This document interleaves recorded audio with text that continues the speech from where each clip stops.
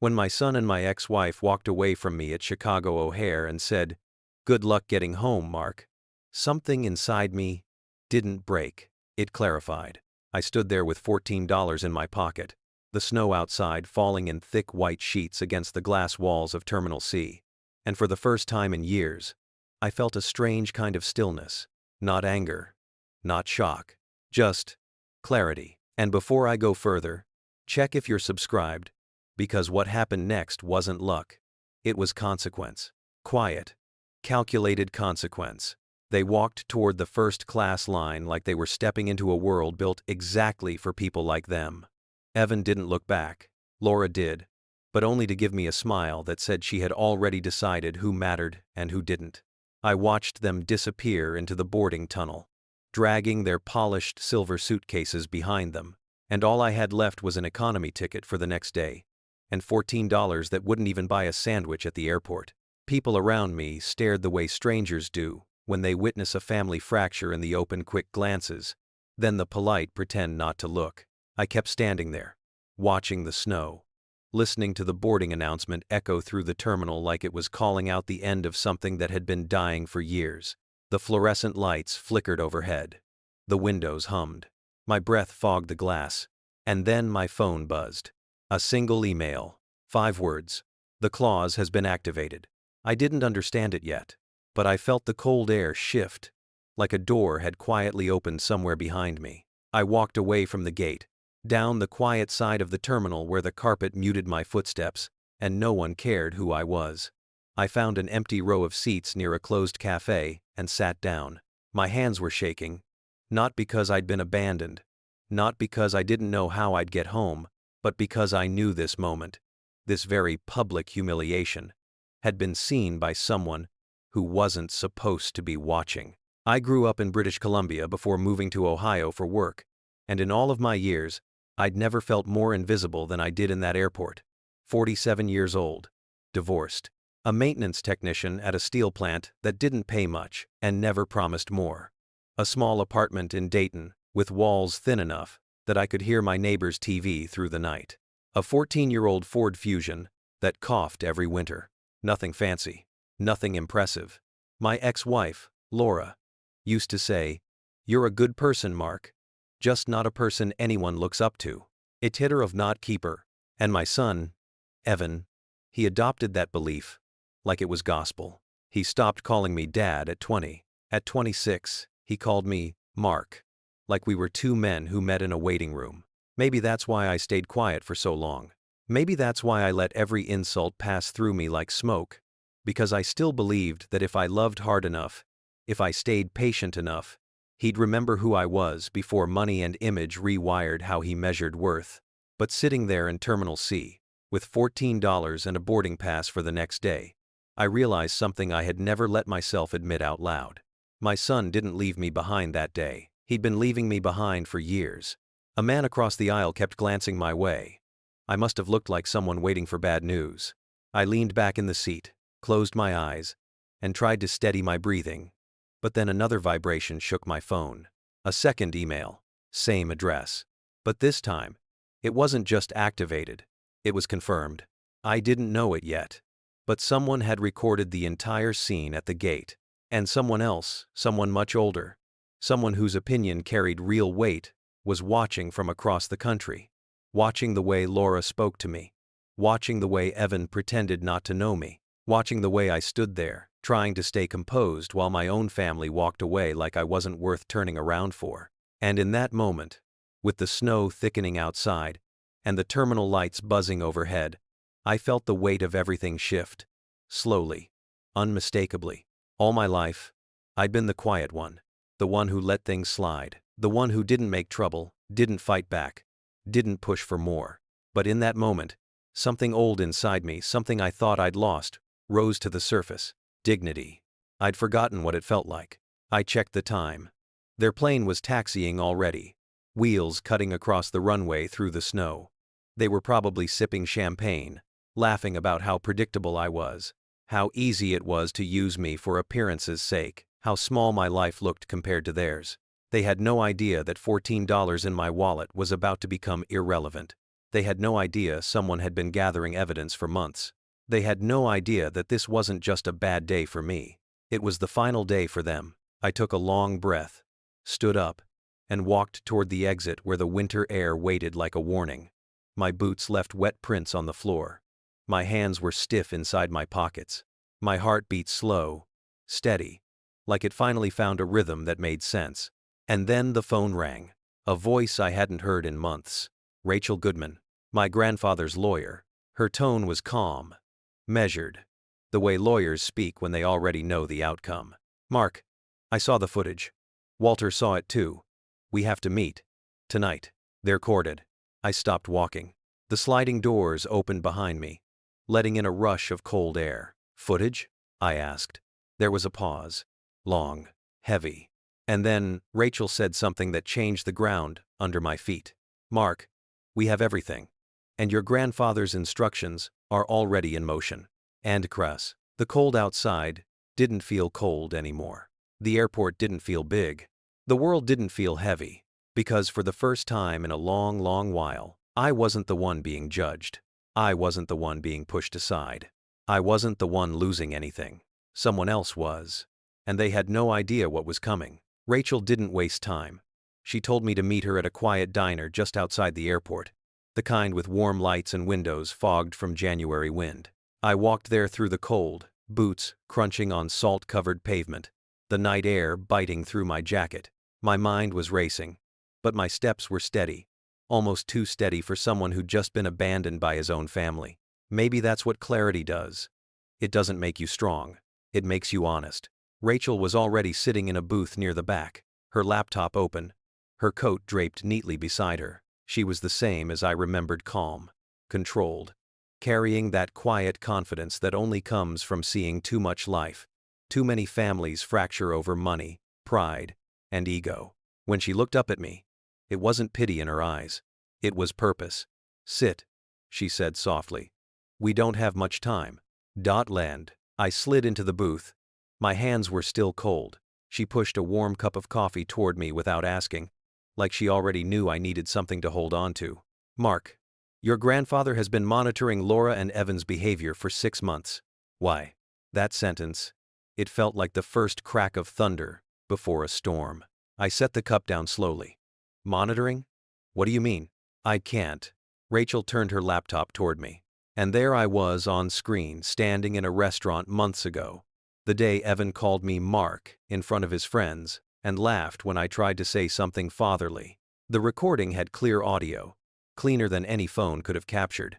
Another clip showed Laura rolling her eyes at me while bragging about her new husband's properties in Alberta, the camera focusing on her expression as she said, "Mark barely qualifies as family. Ask away." I felt my chest tighten. Not from hurt, from realization. "Your grandfather hired a private investigator," Rachel said. "A discreet one. Someone who knows how to gather evidence without being seen. Walter wanted to know if the distance between you and your son was just emotional, or if something darker was happening." That side. I watched as more clips appeared, moments I didn't even know had been witnessed. Evan ignoring my calls. Laura making comments about my apartment, my car, my clothes. I had lived these moments quietly, privately, assuming I was just fading. But seeing them played back, captured like exhibits in a case I didn't know existed, made everything feel sharper, realer. And then Rachel clicked on the airport footage. There I was, standing at the gate. $14, a backpack, a thin jacket, snow thick behind the glass. There they were, Laura, smiling, Evan not bothering to turn around. And the words rang out clearly in the recording. "Good luck getting home, Mark. There's now US." The sound cut deeper through the speakers than it had in real life. I didn't speak. I didn't blink. Rachel let the silence settle before she continued. "Walter's character clause is very clear. Any heir who publicly abandons or humiliates an immediate family member, especially in a way that threatens their safety, loses all rights to the estate." This was, my breath caught, that email in the terminal, that second buzz, activated, confirmed. It wasn't symbolic. It was legal. Rachel leaned forward. "Your grandfather didn't create this clause because he expected betrayal. He created it because he's seen how money changes people. He wanted to protect you, Mark. And after what happened today, there's no room for interpretation. They triggered the clause. In the most public way possible. Ada. My hands tightened around the coffee mug. They have no idea, do they? I whispered. No, Rachel said. Not yet. Well, outside. A snowplow passed by, scraping ice from the road, the sound vibrating through the windows like a warning bell. The diner felt warmer suddenly. Or maybe it was the heat rising under my skin as the truth took root. Laura and Evan hadn't just hurt me today. They had eliminated themselves from a future they thought they owned. But there was still something I needed to understand. I looked at Rachel. Why now? Why was Walter gathering evidence? Why record everything? That's next time. She closed the laptop and folded her hands on the table. Because someone at the hospital contacted Walter a year ago, concerned about Laura.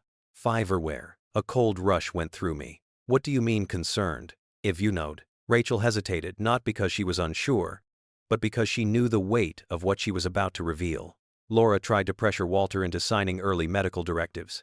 She said it was to keep the family organized. But the nurse reported it as suspicious. Walter didn't trust her intentions. That's when he authorized the investigator. Days. I swallowed hard. Laura had always been ambitious, always hungry for more stability, more admiration, more comfort. But the idea that she had tried to influence documents tied to a man in his late 82nd, that turned my stomach. And Evan? I asked quietly. Rachel exhaled. Evan forged a signature 2 years ago on a trust adjustment form. It increased his discretionary access to the trust. We only discovered it last month. Enter one. My breath stopped for a second. Forged. My son. I pressed my palm to my forehead, breathing slow, trying to keep the emotions inside my chest from taking over. Not anger. Not disappointment. Something deeper. The grief of seeing the truth about people you loved long after you should have seen it. Rachel watched me with steady eyes. Your grandfather knows everything. He called an emergency board meeting for tomorrow. He wants the will amended before the gala this weekend. Yes. My voice was barely a whisper. All of it goes to me? He purred. All of it. She confirmed. Ellison Metalworks. The foundation. The estate. The accounts. The properties. This way. This way. The diner lights flickered slightly as someone opened the front door, snow blowing in for a moment before the door shut again. The world outside looked white and clean, untouched. Strange how a night can feel both freezing and clarifying. I leaned back, letting the truth settle. Laura and Evan had spent years measuring me by my lack. My car, my job, my small apartment, my simple clothes, my quiet nature. But they'd forgotten something essential. Character weighs more than wealth, especially when someone is watching. And someone had been watching all along. Rachel closed her laptop, gathered her coat, and stood. Get some rest, Mark. Tomorrow, the real part begins. But as she walked toward the door, I knew rest wouldn't come. Not tonight. Not with truth shifting the ground under every memory I had. Because now, the story wasn't about being abandoned. It was about what happens when the quiet one finally gets a voice. And the law stands behind him. I didn't sleep that night. I lay in the small hotel room. Rachel booked for me near the airport, staring at the ceiling, listening to the heater rattle in the corner. The snow outside kept falling, brushing against the window like the world was trying to whisper something I wasn't ready to hear. My phone sat face down on the nightstand. I didn't want to look at it. Not because I feared messages from Laura or Evan they wouldn't call, but because everything inside me was shifting too quickly to hold on to any one feeling. I wasn't angry. I wasn't hurt. It was something heavier. Something bone deep. The kind of weight that comes when the truth finally breaks open. Around dawn, as the sky turned the color of steel, I sat up, pulled on my boots, and walked outside. The cold punched the air from my lungs, but it felt grounding, real. I walked past the parking lot, past the thin row of bare trees, until I reached a bench behind the hotel. Snow clung to the wood. I brushed it off and sat down, staring at the morning traffic crawling toward the freeway. That's when the first message came through. Not from Laura. Not from Evan. From Olivia, the nurse who'd cared for my grandfather for the past 3 years. Rachel told me what happened. You deserve to know the rest. Call me. One of this 2 mile. I dialed her immediately. Her voice came through warm, steady, carrying the calm of someone who had seen families under pressure and knew exactly what that pressure revealed. Mark, I'm sorry, she began. I'm sorry for what you've been carrying alone. And friends. I'm not alone anymore, I said quietly. There was a pause, soft, thoughtful. Good. Because you'll need strength for what's coming. 10k. Jog. With this redder. The wind shifted, lifting the edge of my coat. Tell me. 10 Last year, she said. Laura visited Walter twice, while you weren't there. She pressured him about signing early directives, health decisions he wasn't ready to make. She insisted he streamline the estate and secure Evan's future. It wasn't normal. It wasn't loving. It wasn't safe. My stomach tightened. Why didn't you tell me sooner? NS. Because Walter asked me not to. He wanted to observe. He wanted proof, not suspicion. And he wanted to make sure you weren't caught in the blast before he had the full picture. What he nuther? I exhaled slowly. That sounded like Walter. Deliberate. Observant. Fair in a way that didn't bend under pressure. But Evan, I whispered. Did he know about this? Adwell. Another pause. Longer this time. Mark. Evan brought in a document 2 years ago. A trust adjustment form. He said Walter had signed it during a family visit. Lows. I felt my pulse quicken. And? What of that? And the signature didn't match. Redder. There it was. The truth. I had been afraid to consider. My son, my own son, tampering with a trust he didn't earn. Using a signature he didn't forge well enough to fool a nurse who'd watched Walter sign medical papers 100 times. My breath came shallow for a moment. Not shock. Recognition. Evan had been drifting away for years. Drifting toward comfort, money, ease. Drifting toward a version of life where image mattered more than integrity. And now, the drift had become a break. Rachel has the document, Olivia continued. She's comparing it to Walter's medical forms. It's not close, Mark. He'll be held responsible. The cold seemed sharper suddenly, cutting deeper into my jacket. And Laura? I asked quietly. She encouraged him, Olivia said. Not directly. Not with words, but with expectation. With pressure. With the idea that Evan deserved more than he'd earned, and that shortcuts were acceptable if they led to the life she wanted. I will. It's climb, getting at it. I closed my eyes for a moment. The wind rushed past my ears, carrying the distant sound of traffic, a reminder the world outside kept moving, no matter how much my own world tilted. Thank you, I said softly, for caring about him, for caring about us. Out. I care about you, she said gently, because you're the one who stayed. You're the one who showed up every day without asking for anything in return. And men like you deserve truth, Mark, not illusions. Ender. When the call ended, I sat there for a long time, staring at the snow creasing under passing tires, the world waking up to another weekday. But my life didn't feel like a weekday.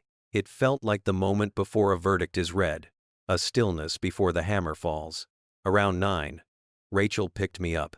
We drove in silence for a few minutes, the heater humming between us. Finally, she spoke. The board meets in 2 hours. Walter will be there. Thanks for watching. I nodded. I know. She glanced at me. Are you ready for this? I would be say. Readiness doesn't matter anymore, I said. Truth is happening, whether I'm ready or not. Yes. Rachel smiled, faintly sad, but proud. Walter said you'd say something like that. Ander. The second dater, we drove downtown to her office, a tall glass building with a view of the frozen river. Inside, she led me to a conference room with thick carpet and heavy wooden chairs. The kind of room where legacies were rewritten, a place where families were dismantled or rebuilt on paper. She opened a folder and laid out the evidence. Airport footage, hotel footage, audio recordings, bank documents, the forged signature, the nurse report, the trust access logs, the clause Walter had written 8 years earlier. I read each page slowly, breathing in the truth, line by line. My fingertips trembled slightly as I held the papers, but my voice stayed steady. I knew they looked down on me. I said quietly. I didn't know they were willing to cross legal lines to protect that version of their world. Dull anxiety. Rachel nodded. Betrayal rarely announces itself, Mark. It reveals itself. Someone knocked lightly. Then the door opened. Walter's cane tapped once against the frame before he stepped inside. He looked smaller than he used to. Age had taken pieces of him, but his eyes were still the sharp steel blue that made Ellison Metalworks what it was. When he looked at me, I saw something I hadn't felt in a long time. Pride. Not pity. Pride. Mark, he said. Sit with me. There's not a C in that. I sat across from him. Rachel left us alone. Walter folded his hands, leaning forward. When your father died, I promised him I'd protect you.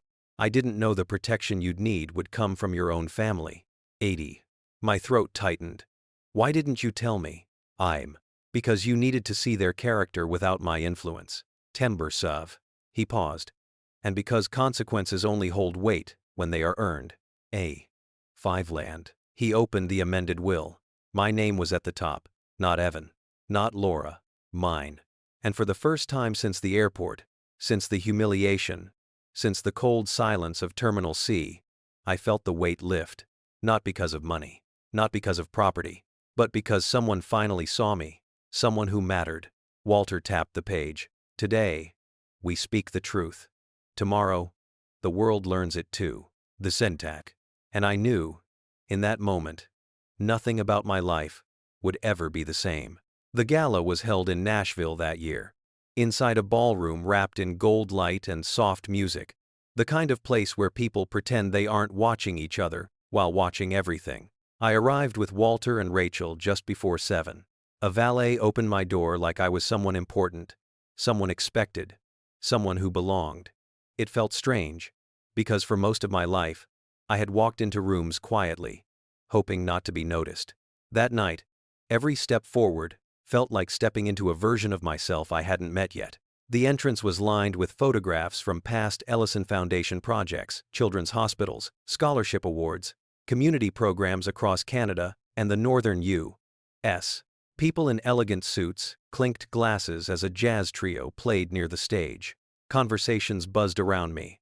1,000 threads of ambition and philanthropy weaving into a single night. And somewhere in that crowd were Laura and Evan. Walter walked slowly beside me, leaning on his cane, but his presence pulled the room's attention like gravity.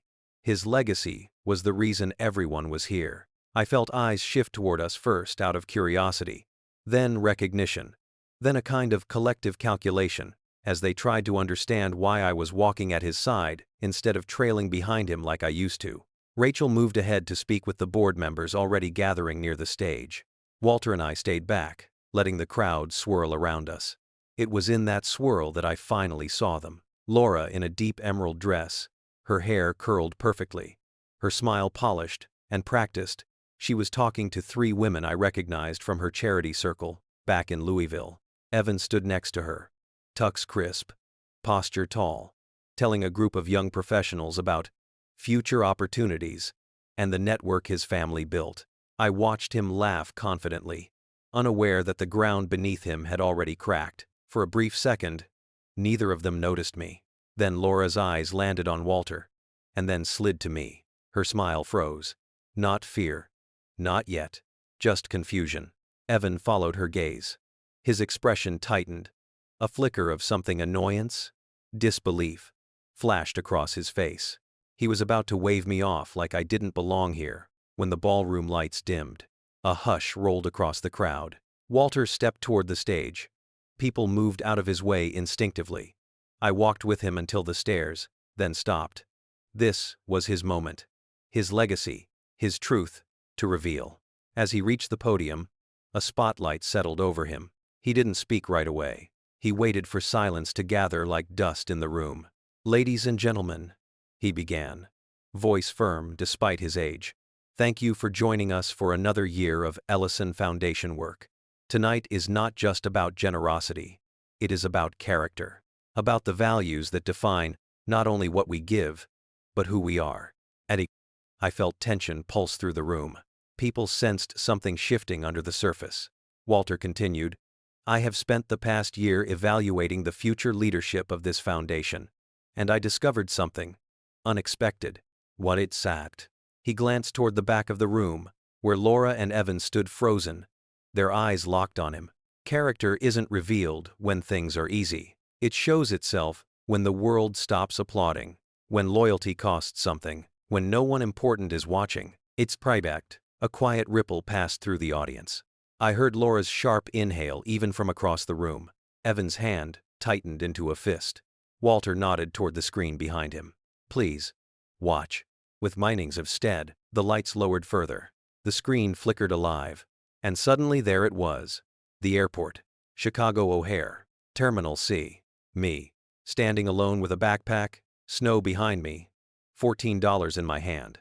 Then Laura's voice, captured clearly. Good luck getting home, Mark.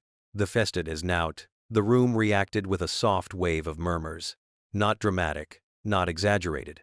Just a deep, collective disbelief. The footage cut to the hotel lobby in Chicago.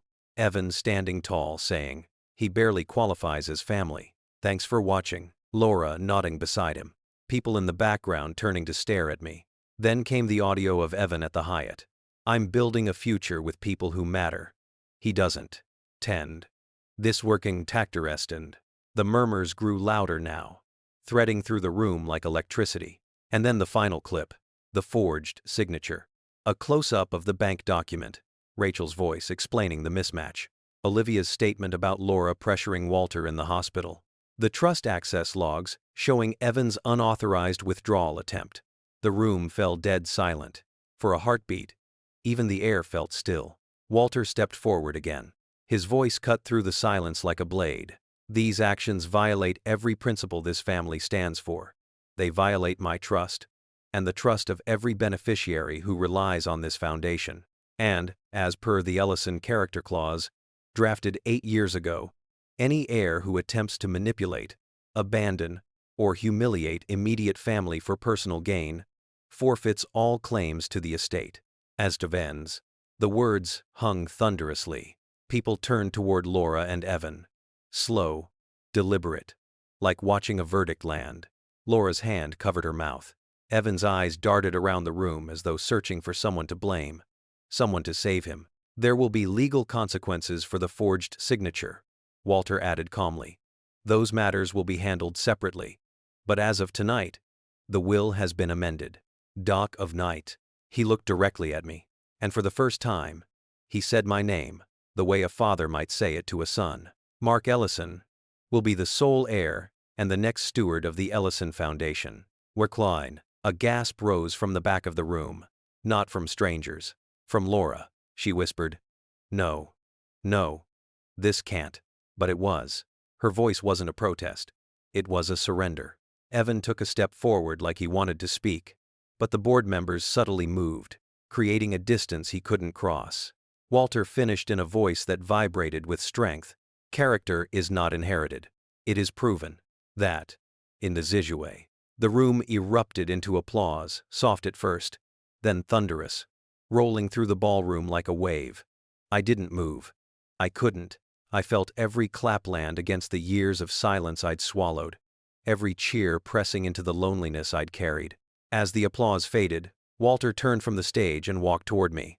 But behind him, Laura took a single step forward. And that was when the real twist hit quiet. Sharp. Unexpected. Evan reached for her arm. Not to comfort her, but to steady himself. It was the first time I'd ever seen fear in his eyes. Not anger. Not defiance. Fear. Because he finally understood. The world he'd built with shortcuts and arrogance had collapsed. Walter reached my side. He rested his hand on my shoulder. Tomorrow, he whispered, we finish the legal transfer. Tonight, let them feel the weight of truth. Create.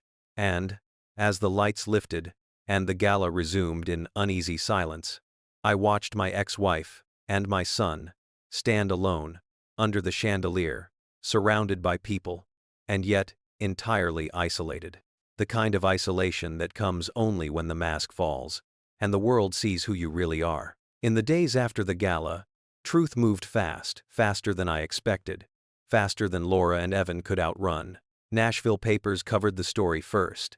then business blogs, then family circles across Louisville and Ohio. Not the details of the money, but the details of the character. People didn't talk about the estate. They talked about the footage, the airport, the humiliation, the forged signature, the betrayal that had unfolded so cleanly in front of 600 witnesses. And when truth is that public, fallout becomes a kind of weather, unavoidable, cold, relentless. The first storm hit on Monday. Bank notifications went out before sunrise. Laura's primary account frozen. Her trust-connected credit cards frozen. The luxury car she drove, a lease paid through foundation funds, flagged for immediate return. By noon, the dealership had taken it back from her office parking lot. Evan didn't fare better. The marketing firm he worked for put him on administrative leave, pending the outcome of the investigation. Corporate didn't want to be associated with forged documents tied to a multi-million-dollar trust. His coworkers stopped messaging him. His professional circle, a network he worshipped, went silent within hours. And, for the first time in his life, my son had no audience. I didn't celebrate, not even quietly, but I didn't shield them either. Some consequences cannot be softened. Some lessons only land when they hit the floor hard. 2 days later, a letter arrived at my new temporary office, inside Ellison Metalworks, a clean corner room overlooking the river. It came from the mortgage company, handling Laura's house. Payment failed. Grace period initiated. She had 30 days to vacate, unless she could provide an alternate income stream, reflecting long-term financial stability. And she couldn't. And for the first time, reality, not image, became her mirror. I didn't reply. I didn't intervene, because she had built that house, not on money, but on entitlement. And entitlement is a foundation that collapses the moment it loses attention.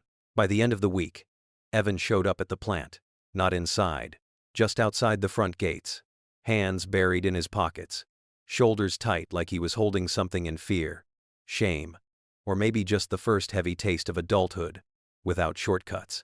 I stepped out of the building slowly. The cold air stung my face. He didn't look at me right away. When he finally did, his eyes weren't angry. They were tired. "Dad," he said, and the word sounded like a memory he didn't know how to hold. I messed up. "When you not way." It wasn't an apology. It wasn't enough. But it was the first honest sentence he'd said to me in years. I nodded. Not forgiving. Not rejecting. Just acknowledging the truth for what it was. "You forged a document, Evan," I said quietly. "You walked away from me when it cost you nothing to stay. And you humiliated someone who loved you, with maybe places." He swallowed hard. "I know." Aid. Snowflakes started landing on his jacket. He didn't brush them off. Maybe he didn't feel them.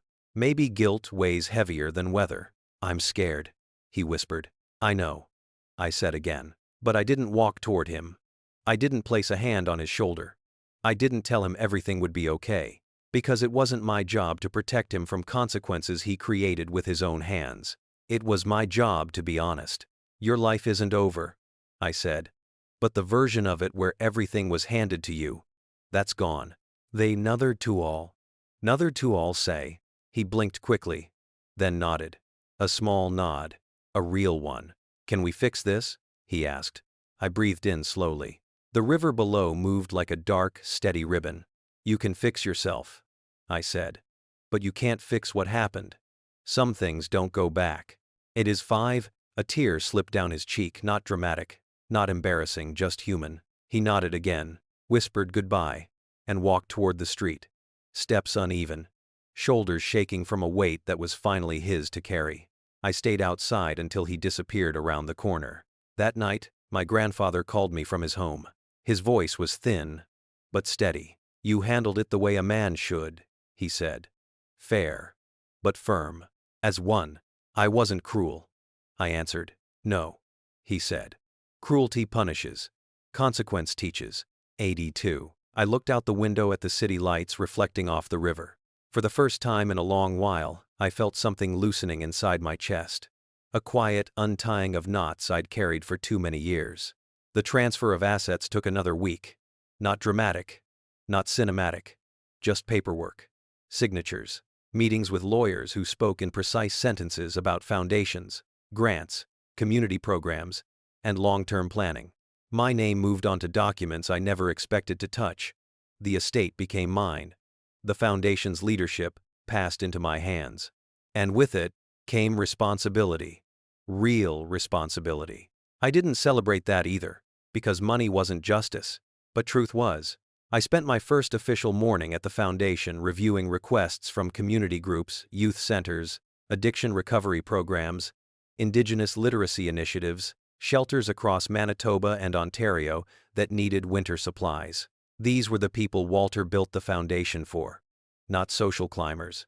Not opportunists. Not families who wanted the prestige without the purpose. And, as I read each proposal, something inside me settled. This was the life I was meant to build. Not the one Laura mocked. Not the one Evan dismissed. The one that came from showing up. From doing the right thing quietly. From choosing integrity even when no one applauded. Late one evening, as the office lights dimmed, my phone rang. Laura. Her voice was thin, trembling. Mark. I don't know what to do. Matter. The old version of me, the one who tried to fix everything, would have stepped in. Would have saved her from her own decisions. Would have absorbed her anger and called it love. But that man was gone. Laura. I said gently. Your choices led you here. Not mine. She exhaled shakily. Is there any chance at all that we could come back from this? 2. The day. I closed my eyes, pressing my hand to the cool window. There's no going back, I said softly. Not because I don't care, but because caring doesn't mean repeating the same mistake. Phase 1 of the down. There was silence. Then a quiet, broken, I understand. And I knew she did. In the months that followed, life didn't suddenly become perfect. Healing isn't cinematic. It's slow, cautious, quiet. But it was real. I found new footing. Not because of the inheritance, but because the truth finally had room to breathe. I rebuilt my life not on money, but on clarity, boundaries, and the steady rhythm of work that mattered. And every day, I remembered what Walter told me at the gala. Character is the only inheritance that never loses value. End of view. Came to 5. So now, as I sit here telling this story, my story, I leave you with one question that has followed me from that airport in Chicago to this new life in Canada. Tell me, would you forgive them, or would you choose justice? And before you go, subscribe for the next true Canadian family story. And tell me in the comments, you're listening from which city? Which place in the world?